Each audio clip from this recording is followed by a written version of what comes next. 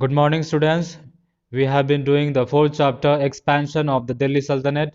So today we will be continuing about the Alauddin Khilji. So we will be seeing today about Alauddin's kingdom expansion. So what was his control over the people and his army and his armies. So today we'll be seeing about Alauddin's expands his kingdom. So how he expands, we know he was very powerful empire, the Sultan of the Delhi. So he was also having a powerful army. So why they were so good to him? Powerful army and the disciplined amirs. Amirs means leaders.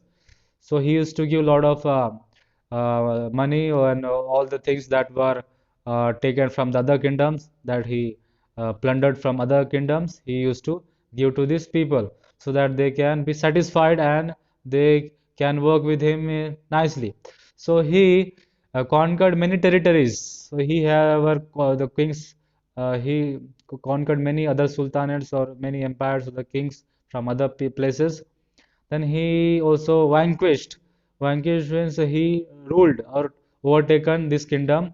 He vanquished the Gujarat in 1299, and then he started annexed the kingdom of Ranthambore, Chittor, and Malwa to his empire. So he started these three territories or kingdoms in his places after defeating this Gujarat. So this was in Gujarat, and amazing considerable wealth from them in the process. So he used to take the kingdoms, he used to defeat the kingdoms of other empires, and afterwards he used to take taxes from them. So he used to return the kingdoms, then he used to take wealth from them. So that like that he used to rule. So this was his style. So whenever he used to defeat other or vanquish other kingdoms, he used to take some taxes from them or from the wealth from them. So he was very fond of these things. So not the empires. So we have seen Alauddin attack Devgiri in the previous topic several times. So many times he attacked and plundered. Plunder means he took lot of things from all the gold, all the money from the Devgiri and amazing a lot of wealth. So after defeating this Devagiri, he extended his empire. He not only the empire but also in military forces. He in the south. So defeating all the kingdoms of the Madurai and Rameshwaram, his main aim was not to expand his empire but to amass wealth. So his main purpose was not to take the kingdom but to take the wealth or the money, all the money that the kingdom had, but not to take the monies from them. So after defeating, he used to take a lot of wealth from them. So he returned the kingdom to the defeated rulers, but made them pay taxes every year and extensive gifts. So this way saw that he used to defeat the kingdoms, and after that he used to return them. After returning, then he used to give they have to pay the taxes. So this was his what is that policy. So he used to get money from after plundering also, and after the plunder he used to return, and also again he used to give the again they have to give the taxes. So double things he used to take from the defeated army or defeated empire. So here we have some questions. How far did Alauddin's empire extended? We saw that he uh, defeated or vanquished Gujarat and Chittor, Malwa, and a lot of other nearby places, and he extended there. So which kingdoms did he annex to his empire? So he annexed the Chittor, Malwa, again other territories nearby.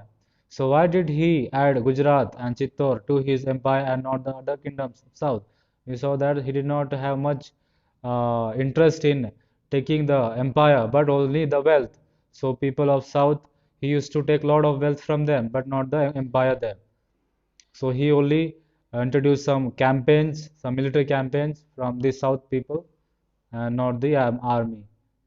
So here the question comes, sir, did the wealth amassed by Alauddin from far pay out all the expenses from his sultanate? So what did he do? This lot of money what he used to get from plundering, after plundering the other kingdoms, what he used to do the money. So the teacher says they did to a certain extent, not everything he used to give to the sultan or to the kingdom, but most of the administrative expenses of the kingdom were made from the land taxes. So what he used to do, he used to take taxes from the farmers, and he used fixed land taxes, and and he did not take other taxes. There was lot of taxes before other sultans, but he used to take only land taxes from the farmers. So was it that too much? So some question is coming about, was it too much from for the farmers? Did they have any problem with them? So yes, it was, but Alauddin did not levy other taxes. Means he did not take other taxes from them. Only he collected the land taxes in those days. So he decided to collect only land taxes and the pastures. Pastures means what they planted in their field. So the farmers did not have to pay too many taxes. So that's why he did not take all the taxes, only land and the pasture taxes. However, this did not benefit the tax collectors, those who were collecting before.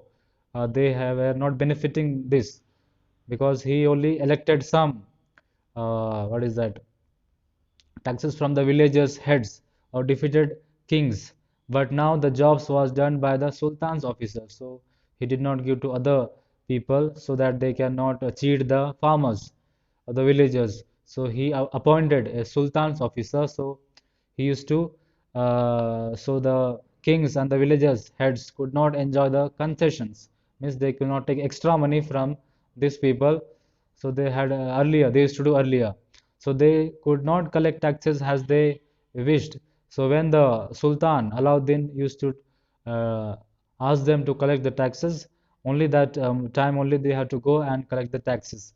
And if they cheat, so they also had one farmer in the midst of them, so that he had appointed one farmer, so that if the officers, if they do anything wrong or if they take extra money, they can tell the Sultan Alauddin.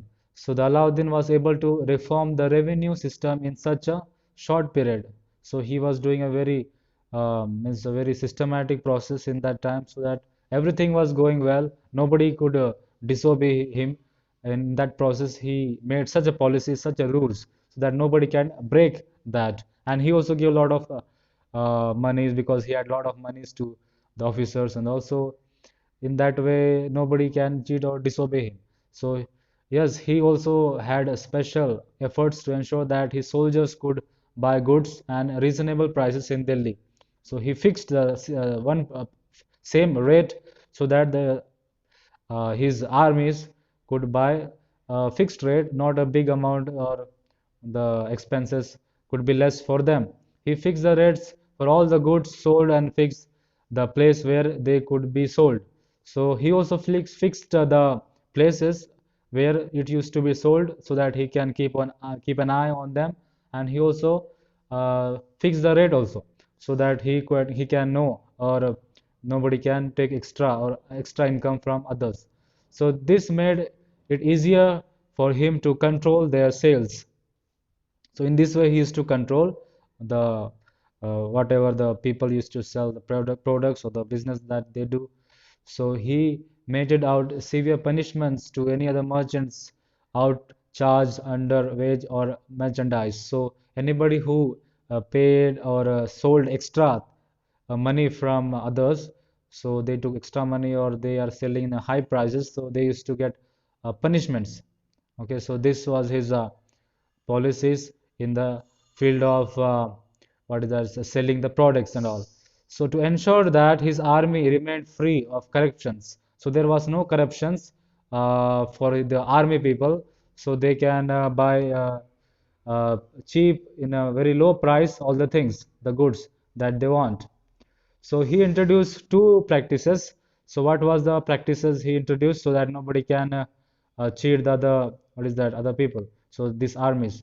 The first was known as Hulia Pratha, or facial prophets.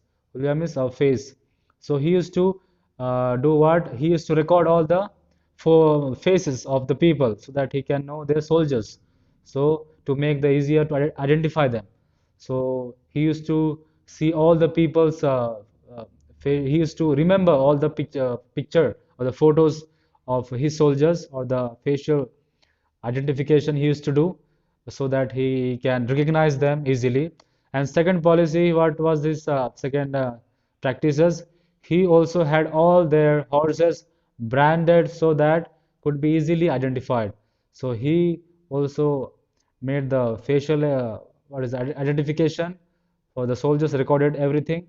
And also what he did, he also branded their so horses. So their horses also were having some branded what is that thing. From the far he can recognize that this is my horse and this is my what is that army. This is my soldiers. These are my soldiers. So in that way he used to do the things there.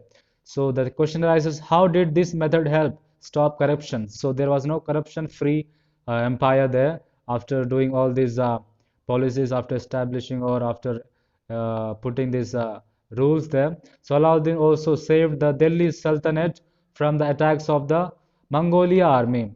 So he also saved these people of Mongolia. They wanted to establish or they wanted to come and plunder the things from this empire, but he saved them. Alauddin successfully repulsed them out of the labor of his army. So through the help of his army, he uh, freed them from these Mongolis. Okay, so Alauddin died in the 1316. A few years after his death, Ghiyas Uddin Tughlaq established a new dynasty in Delhi. This was the Tughlaq dynasty. So here comes the Sultan's dynasty. Alauddin Khilji's dynasty is ending here after his death in 1316. So here we have the next new ruler or the new Sultan Ghiyas-uddin Tughlaq. So he established the Delhi after the 4 years of after the death of Alauddin Khilji. So this was the thing that Alauddin was having a lot of control over his empire people. But after the new dynasty came here, Tughlaq dynasty, it became a very free places, and a lot of things were taken out from the kingdom, the rules that was uh, introduced by Alauddin Khilji. So we'll be seeing that one in the next class.